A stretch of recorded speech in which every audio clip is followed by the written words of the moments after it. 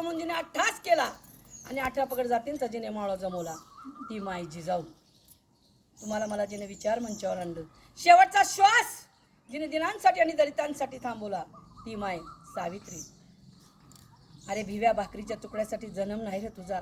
संविधानांच्या विचारांची क्रांती जिने केली आणि एका वादळाला, एका तुफानाला, एका महामानवाची सावली दिली ती माय माझी रमाई. आणि आज आपण साऱ्या जणी मिळून, साऱ्या जणी आमच्या सुजाताताईसोबत, पल्लवीताईसोबत सगळ्या जणी इथं चोंडीमध्ये आलेलो आहोत.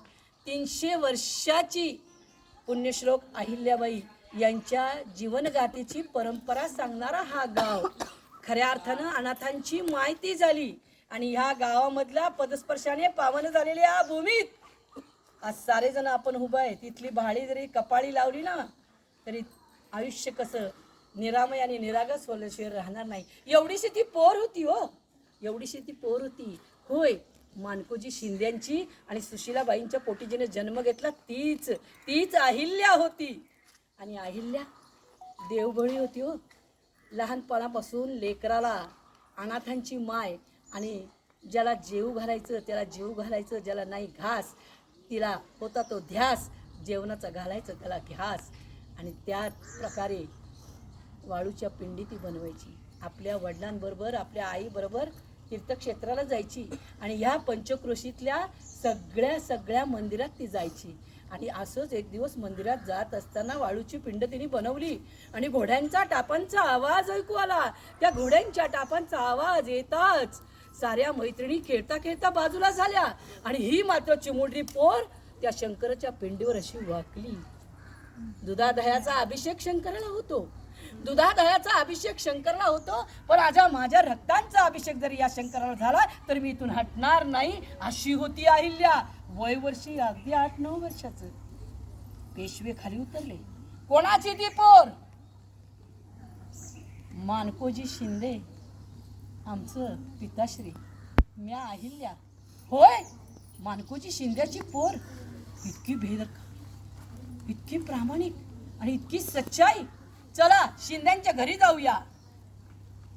मल्हारराव बरोबरीला होते. होळकर घ्या की खंडेरावाला करून. झालं की माझं लगीन खंडेराव बरोबर. आणि पहिल्या दिवस मल्हारराव म्हणतायत, माझी सून नाही माय, माझी पोर हाय तू. ही तलवार घे, ही तलवार घे. माझ्या आजा पंजांनी मला दिली आहे. सुभेदारी सरकारची ही तलवार तुला घे. आणि तलवार माझ्या हातात दिली. आई वडिलांकडे शिकलेली अहिल्या, आई वडिलांकडे शिकलेली आईया लहानाची मोठी मोठी होत होती.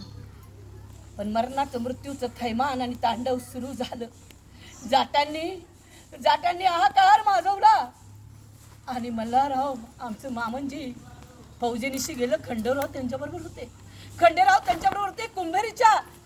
कुंभेरीच्या किल्ल्यावरून तोफेचा गजगाट झाला आणि तोफ गोळा ज्वारी लागला आणि कपाळाचं कुक्कू पुसलं गेलं. मरणाचं मृत्यूचं थैमान सुरू झालं. लेकरं होती मला, होय लेकरं होती मला. मालेराव आणि मुक्ताई. राजगादी सुनी झाली. मालेराव ही काही दिवसानं तापाच्या योगानं गेलं बरं. राजगादी सुनी झाली. आणि इकडं काय झालं? राघोबा पेशवानं कावा